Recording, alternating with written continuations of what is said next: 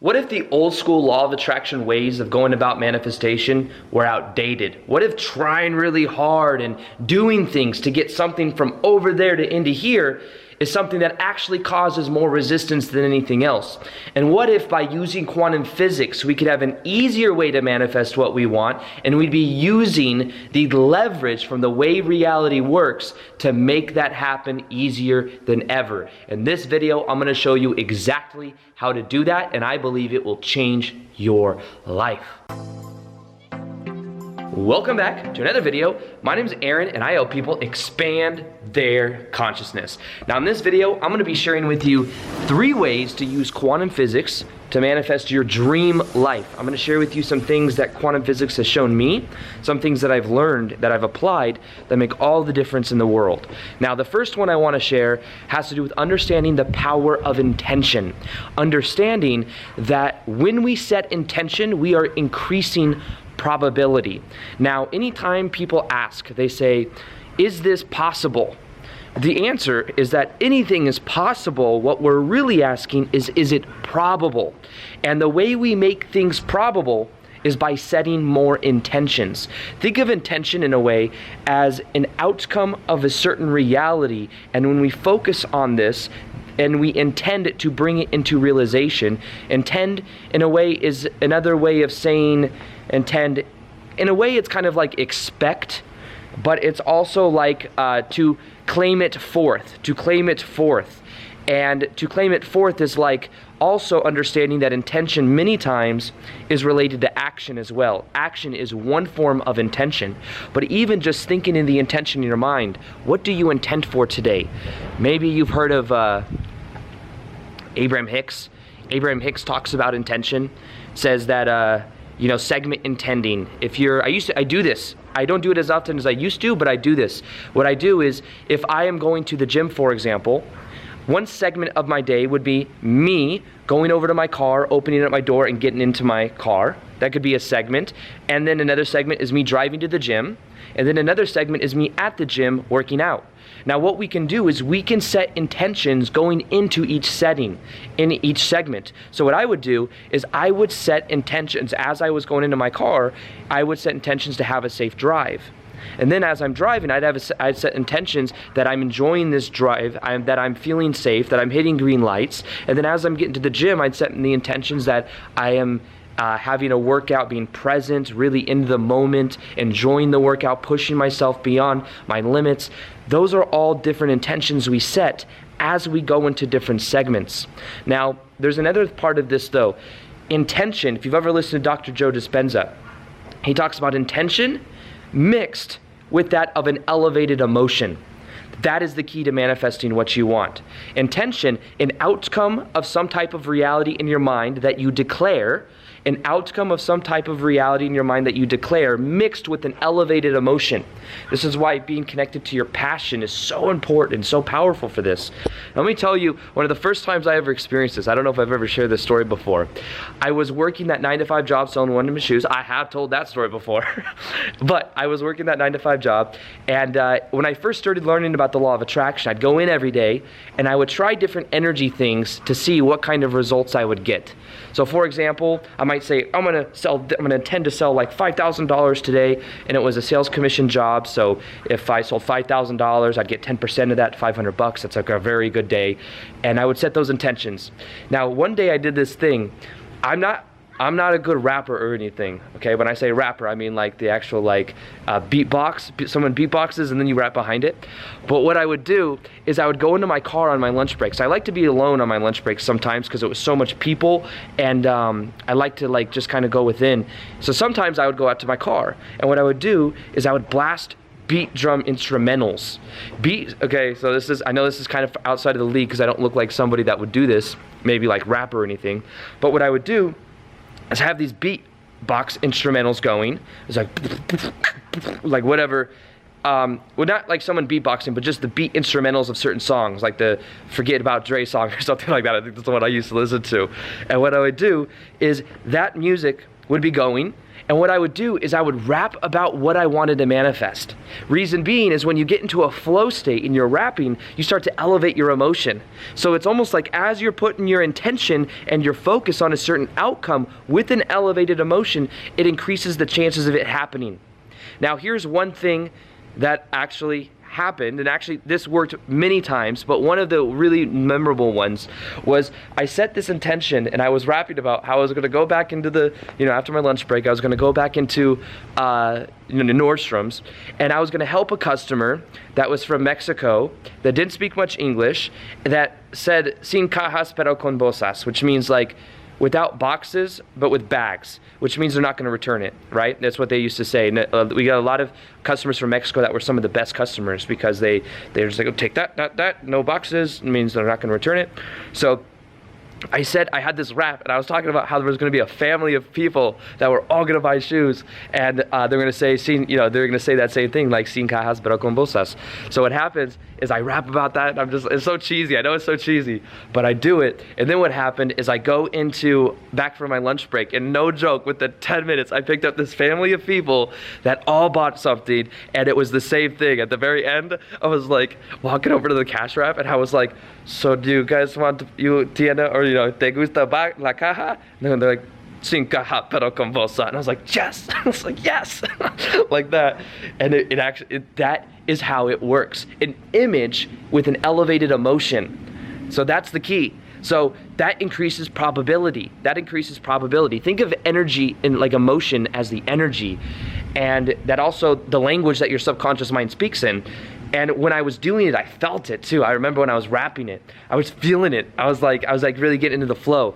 So that's one way to use quantum physics to manifest your dream reality. Now, the second way that I'm going to share with you, it's going to be inside. You want to know why?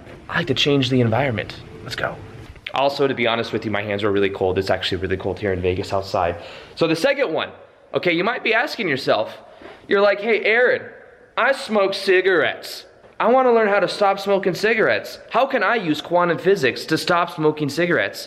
Well, what you could do is realize that there's an infinite number of yous that exist. Quantum physics shows us that all possibilities exist. And what happens is when we have a certain identity, a certain way we see ourselves, we'll do everything we can to remain consistent to the way that we see ourselves. Now, if we view ourselves as a smoker, and we're trying to quit smoking, that's very difficult because we're trying to change our identity, and our identity likes to feel set. However, if you realize that there's a reality where you never were a smoker, you can then start to tell yourself, I'm not even a smoker. You can start to tell yourself that I am the version of me that never smoked. That makes a huge difference when it comes to this process. You don't always get in life that what you want, but you always get in life who you are. Now, the thing is who you are, there was a certain point in your past where you decided this is who I am. And then you started to do certain actions that made up what you think to be your identity because of the repetition. However, that can change at any moment by realizing that right now you are one probable version of you. However, there's also a version of you that does not smoke cigarettes, or whatever your habit you're trying to get rid of. And when you realize that, you can then say, well, that's the version of me that I prefer, plus you can take on the past of that version of you.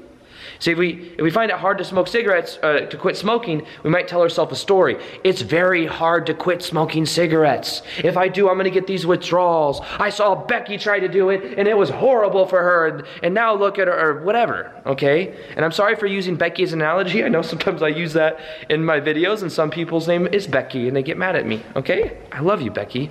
I love all of you. So the point of this is use quantum physics to understand that as far as identity goes, there's a version of you that's killing the game. There's a version of you that's literally killing the game, doing exactly what you love for a living. And if you take on that identity, it changes everything. But the main thing with this one is that you can change the past, your past identity. And when you change, and what you do is you just see yourself differently. You realize that your life, you've been one probable identity. I use this to quit smoking weed. That's right. I used to smoke weed back in 2011, 2012. It was a part of my identity. And I saw myself as a smoker. I saw myself as somebody that was like, into conspiracy theories. So I think there's like an archetype when you smoke a lot, and it's like there's like certain things you're going to be into. You're going to be into Joe Rogan, like hands down. There's no way you're not into Joe Rogan. Then secondly, you probably like to go out and eat with some friends and stuff when you smoke.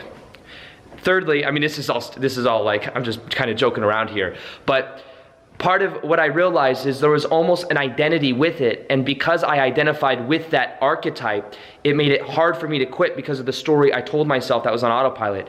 But when I realized that I could just be the version of me that I never actually did smoke from this new perspective, and I know that might sound delusional, but when we realize that in a way, the image that we have of ourselves right now is an illusion that we keep reaffirming over and over again, we can start to tell ourselves, like, I could just change my story.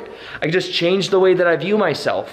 So quantum physics shows us that all possibilities exist right now, and that every moment is a completely new moment. I talked about this in a lot of my older videos. Every moment's a new moment. Every moment's a new moment. Every moment's a new moment. What story am I telling myself? What story am I telling myself? What story am I telling? What story am I telling myself? Huh? What story am I telling myself? The story I'm telling myself consistently is on autopilot. I keep telling myself it over and over and over again, and therefore that's the reality I get over and over and over again. But see, that's the thing. Change our story at any moment. We can change the way we identify ourselves and the way we identify our past. I went to the gym yesterday, and I was talking to my buddy, a buddy that I haven't seen in a long time, and he's this guy that's like, he has like a sales job, and he's doing like really well. It's like a commission sales job, and I was like congratulating him and stuff, and he told me, he's like, dude, I used something you said or something like this like 6 months ago to quit smoking weed, and I just saw myself as not a smoker anymore, and it worked. And it worked. I don't know what that noise is. And I used to smoke weed. Like I said, I used to smoke weed. That's how I quit. I learned meditation, which allowed me to become more aware of things.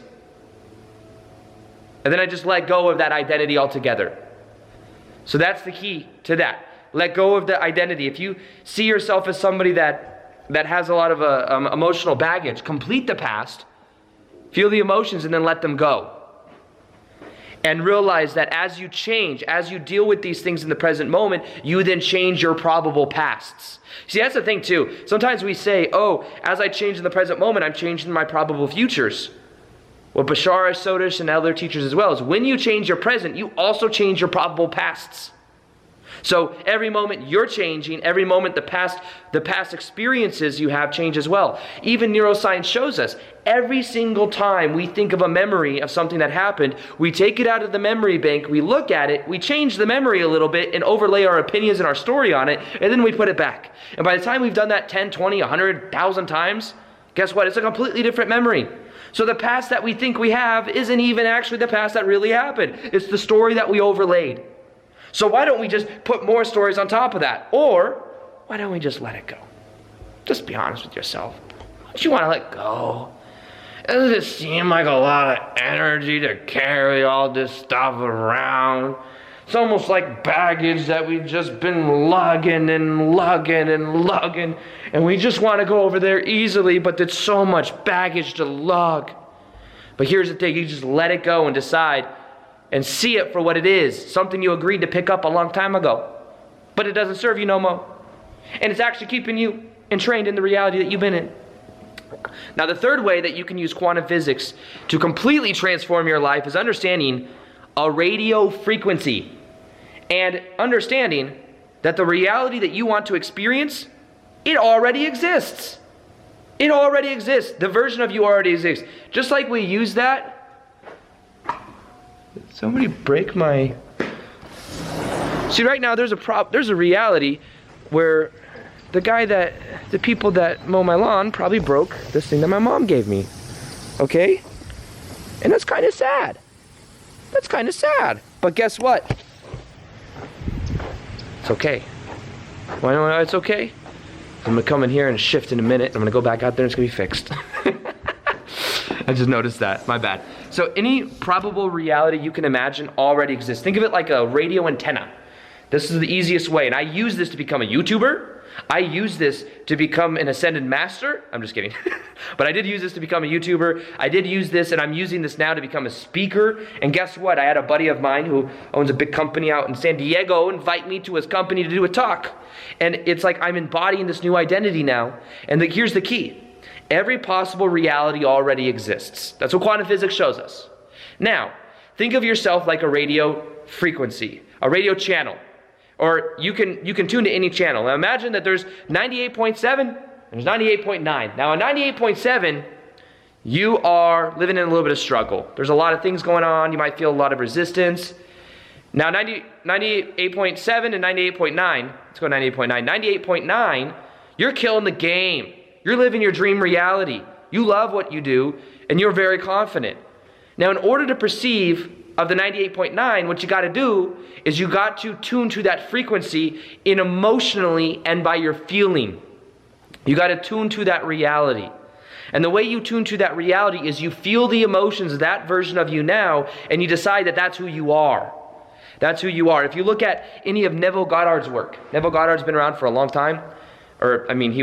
He's passed away, but he was back in the 1900s. A lot of his work is about the feeling is the secret. Feel the emotion now, and you eventually will create it in your life. Dr. Joe Dispenza teaches the same thing. I'll be teaching the same thing. Feel the emotion of what you want now, and that eventually becomes your reality. That is also something that quantum physics helps us with, because when we see, here's the part of quantum physics that helps too. When you see that ideal version of you living the dream life, killing the game, that killing the game mentality is natural for that version of you. It's not on a pedestal. It's not amazing if I were to do that. It's not that amazing. It's just who you are. And because it's just who you are, it's natural. That's because the self-image is linked up to it. So how do you do that? You also realize that you can decrease importance you give things. If you make it important, you're saying that's not really who I am. You decrease importance by letting go of trying to control it, letting go of the resistance, of putting it on a pedestal and saying it has to work out the way my ego sees it. If it works out the way my ego sees it, then I'll be happy. But here's the thing. It can happen even more amazing than your ego can even imagine. But what you got to do is let go. Let go. That's another thing with quantum physics, is let go. I have you can create a huge shift as far as quantum shift goes in your reality by letting go of your story and tapping into the vibration of you that you prefer to be and having a very powerful experience emotionally with that. I have a meditation that's on shifting through parallel realities. And there's people, some of the testimonials I read in the comment section of that is phenomenal. Somebody actually came up to me at my buddy Victor Otto, he had a retreat. Somebody actually came up to me and she found out I might be speaking there. So she went to Victor's retreat and she wanted to just thank me because she said that there was that meditation that she did. And she was told by doctors she would never walk again. And that she broke some part of her back and she would never walk again and she'd never be out of a wheelchair. Well, guess what? She was at Victor Otto's retreat in crutches and she could walk. And she says that meditation is what helped her to do that. That's how powerful we are. Something doctors tell you can't do, it's possible for you to do when you get to that emotional state and you realize this is the parallel reality I want. So now as I go back outside and I see that it's fixed, you see what I mean? Then you know it works. But that meditation will be right here. Listen to that meditation for 21 days. Watch how your life begins to change. Read the comments that'll increase the belief of what's possible for you. And as always, I'll see you on the next video. Peace, much love, and namaste.